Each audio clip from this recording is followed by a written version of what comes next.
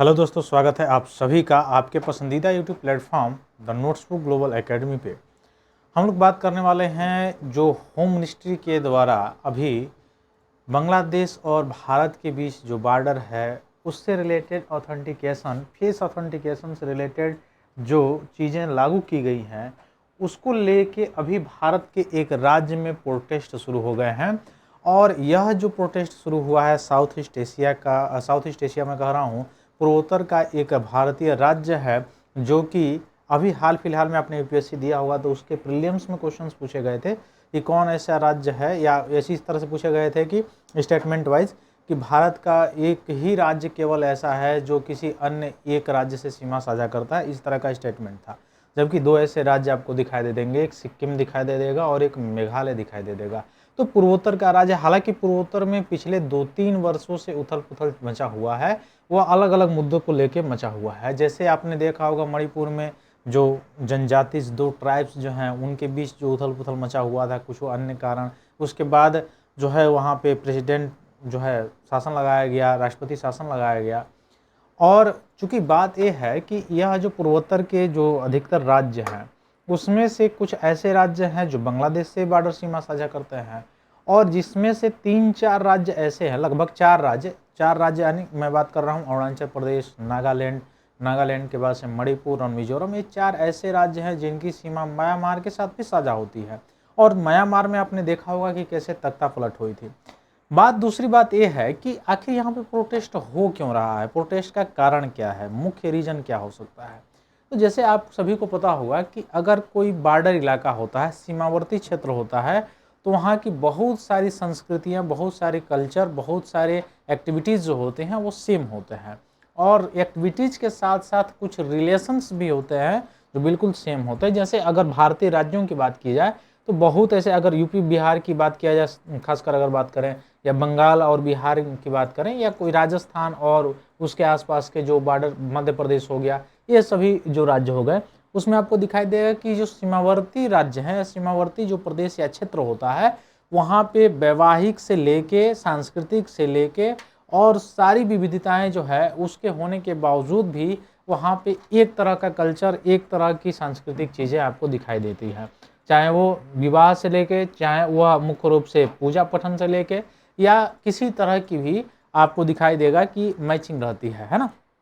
तो खैर, बांग्लादेश से भी सीमा साझा की बात अगर किया जाए, चूँकि सबसे ज़्यादा इंटरनेशनल सीमा साझा अगर किसी देश से होता है भारत का तो बांग्लादेश से होता है। और बांग्लादेश में भी अगर सीमा साझा किया जाता है तो पश्चिम बंगाल के साथ सबसे ज़्यादा सीमा साझा होता है। हालांकि बांग्लादेश की जो सीमा लगती है केवल और केवल पश्चिम बंगाल से ही नहीं, बल्कि पश्चिम बंगाल, असम, मेघालय, त्रिपुरा, इन सब से भी सीमा साझा होती है, और मिजोरम से भी सीमा साझा होती है बांग्लादेश की। क्योंकि आपको पता है कि बांग्लादेश एक ऐसा मतलब देश है, राष्ट्र है, जिसकी सीमा भारत के साथ साथ एक और देश के साथ होती है, जिस देश का नाम है म्यांमार, है ना। तो म्यांमार से सीमा साझा होती है, तो इसका मतलब मिजोरम से भी होता है। त्रिपुरा को 3 ओर से घेरा हुआ है, मतलब 3 ही ओर से बॉर्डर लगता है त्रिपुरा से। और मुख्य रूप से अगर देखा जाए मेघालय, तो मेघालय से एक ओर से सीमा साझा करता है। और वही पश्चिम बंगाल की बात किया जाए तो सबसे लंबा सीमा साझा होता है वह बांग्लादेश से होता है, पश्चिम बंगाल की। उसके बाद से असम से भी 2-2 बार जो है सीमा साझा होता है। अब ये जानकारी क्यों बताया जा रहा है, ये तो एक तरह से फैक्ट होगा, फैक्चुअल डाटा हो जाएगा, लेकिन मुख्य पॉइंट यहाँ पे है कि अगर ये गवर्नमेंट फेस ऑथेंटिकेशन वाला चीज़ कर रही है बॉर्डर के इलाके में, तो कारण क्या हो सकता है। इसका मुख्य कारण ये है, जैसे गवर्नमेंट भी अपने जगह पे जो सही चीज़ें हैं वो कर रही है। कारण क्या है, क्योंकि यह बॉर्डर इलाका एक ऐसा थोड़ा सा वल्नरेबल इलाका है जहाँ पे आपको दिखाई देगा कि बहुत सारे ऐसे गुट हैं जो सिक्योरिटी लेवल के कंसर्न के कारण यहाँ पे इम्पॉर्टेंट हो जाता है, जो बांग्लादेश से इधर भारत में आते हैं।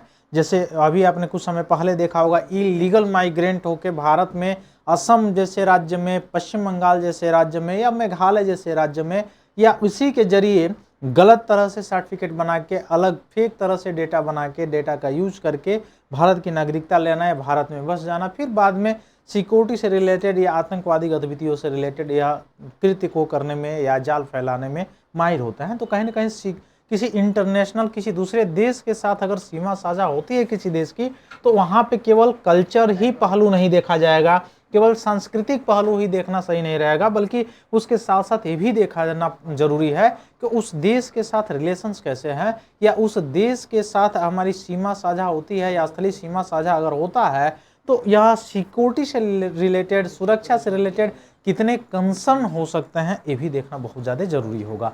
क्यों? क्योंकि इसमें अगर किसी की संस्कृति को, किसी की अगर लोकल लेवल पे, स्थानीय लेवल पे जो भी विविधता है उसकी अगर बचाव करनी है तो सबसे पहले सुरक्षा जो है वो जरूरी होता है। और इसी सुरक्षा के जरिए गवर्नमेंट के द्वारा, होम मिनिस्ट्री के द्वारा यह किया गया है, यह नोटिफिकेशन निकाला गया है कि जो मेघालय राज्य है उससे सटे हुए, हालांकि यह नोटिफिकेशन ऐसे भी निकाला गया था कि बांग्लादेश से सटे हुए जितने भी भारत के राज्य हैं, जैसे मैंने बताया कि मिजोरम है, मेघालय है, त्रिपुरा है, असम है, उसके साथ साथ जो है पश्चिम बंगाल है, इन सभी से जो सीमा साझा होती है वह सभी जगहों पे ये सारी चीज़ें होंगी। ऐसा कारण क्या है? आपने देखा होगा हाल फिलहाल में जो पश्चिम बंगाल में चुनाव हुआ था उसमें बहुत सारे तथ्य सामने आ रहे थे, जो इलीगल माइग्रेंट हो गए या दूसरे तरह से वहाँ के कुछ लोग जो बॉर्डर इलाके से सटे हुए जो गांव थे वहाँ के लोग बार बार आरोप लगा रहे थे या बहुत ज़्यादा कंसर्न थे कि बहुत सारे बांग्लादेश के लोग आके बाद में रात में जो है चोरी करके चले जाते हैं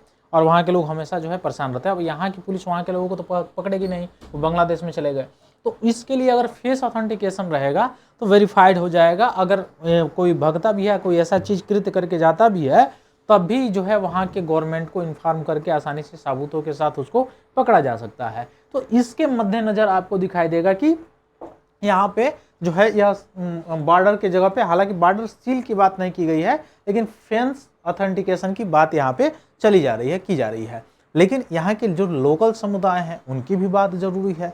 लोकल समुदाय की बात जो है वह जो इन लोगों के बात कहा जा रहा है, इन लोगों के द्वारा कहा जा रहा है कि हमारी संस्कृति को क्या होगा, हमारे आवागमन को क्या होगा, हमारे रिश्ते प्रभावित होंगे, हमारे आवागमन प्रभावित होगा, ये भी जरूरी है, ये भी सही है। तो इसका सबसे बड़ा अगर निचोड़ दिखाया जाए, निचोड़ निकाला जाए, तो निचोड़ निकालने के लिए आपको ये चीज़ जरूरी होगा कि इसमें सबसे ज़्यादा इंपॉर्टेंट जो है वो तो सिक्योरिटी है, लेकिन दूसरे लेवल पर उनके कल्चर को भी बचाना है। तो उस रिलेटेड वहाँ से संबंधित जो लोग हैं उनको जागरूक करना, इसके विषय में जो अफवाहें हैं उनको उन अफवाहों को हटाना और कैसे उन लोगों के जागरूकता को बढ़ावा देना, जागरूकता को बढ़ाना, ये सबसे बड़ा कंसर्न है। यही सबसे ज़्यादा जो है इम्पोर्टेंसी है, इसी इम्पोर्टेंसी को मद्देनज़र रखते हुए यहाँ पे कार्य करने की ज़रूरत है, जिसके चलते आगे जाके ये मामले सॉल्व हो सकते हैं। तो Meghalaya villagers protest border fencing plan, यहाँ पे होम मिनिस्ट्री के द्वारा जो किया गया है फेंसिंग प्लान से, यहाँ पे क्या हो रहा है? प्रोटेस्ट हो रहा है। तो प्रोटेस्ट क्यों हो रहा है ये आपको पता हो गया होगा,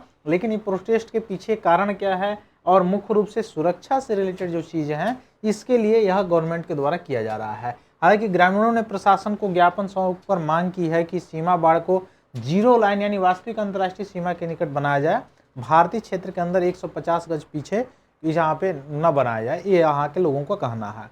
ग्रामीणों का कहना है कि यदि वर्तमान प्रस्ताव के अनुसार फेंसिंग बनाई गई तो उनका गांव बाढ़ के बाहर चला जाएगा और उनकी आवाजाही, खेती, सुरक्षा, आने जाने में या खेती करने में ये सारी चीज़ें जो है कहीं ना कहीं प्रभावित होगी।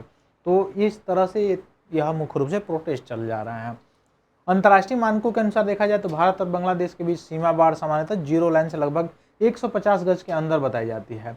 इसका उद्देश्य क्या होता है कि सीमा विवादों से बचना और दोनों देशों के बीच सहमति बनाए रखना। इसके लिए दोनों देशों में जो मुख्य जीरो लाइन है उससे 150 गज की दूरी में, 150 गज के अंदर यहाँ पे बाड़ बनाया जाता है दोनों देशों के बीच में। जैसे ये सीमा लाइन है और इसके यहाँ पे 150 गज, यहाँ से 150 गज, इधर बांग्लादेश इधर भारत हो गया। तो इस तरह से इसके भी कुछ भूमि, इसकी भी कुछ भूमि खाली रहती है और इस तरह से दोनों के बीच में सीमा विवाद नहीं हो पाता है, ठीक ना। तो इस तरह से ये चीज़ें बनाई जाती हैं। मेघालय की बांग्लादेश के साथ लगभग 444 किलोमीटर सीमा लगती है।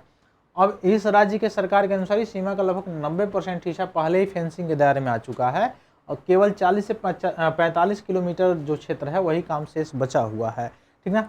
मुख्यमंत्री यहाँ पे जो हैं कॉनरेड के संगमा, उन्होंने कहा है कि सीमा बाड़बंदी अंतिम चरण में है और जल्द ही पूरा करने का इसमें प्रयास किया जा रहा है।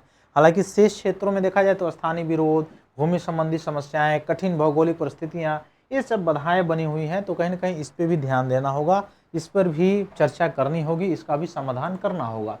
तो भारत से भौतिक अलगाव जो है उसकी बात अगर किया जाए तो गांव बाढ़ के बाहर रह जाते हैं, तो अपने ही गांव में आने जाने के लिए सुरक्षा जांच से होकर गुजरना पड़ेगा। तो खेती से लेकर सारी चीज़ें प्रभावित होंगी, कृषि पे असर पड़ेगा, यहाँ सुरक्षा संबंधित चिंताएं और भी लोगों की बढ़ती चली जाएगी। तो इससे लिए यहाँ पे आपको दिखाई देगा लोगों का कंसर्न है, जिसके चलते यहाँ पे प्रोटेस्ट हो रहा है। भारत सरकार और बॉर्डर सिक्योरिटी फोर्स का मानना है कि सीमा बाड़बंदी, अवैध घुसपैठ, तस्करी, अन्य सीमा पार अपराधों को रोकने के लिए आवश्यक है, इसलिए ये कदम उठाया जा रहा है। फेंसिंग के पक्ष में ये कदम इसीलिए उठाया जा रहा है, जैसा कि मैंने आपको पहले बताया। तो फिर मिलते हैं हम लोग अपनी अगली क्लास में, तब तक के लिए बहुत बहुत धन्यवाद आप सभी लोगों का। जय हिंद।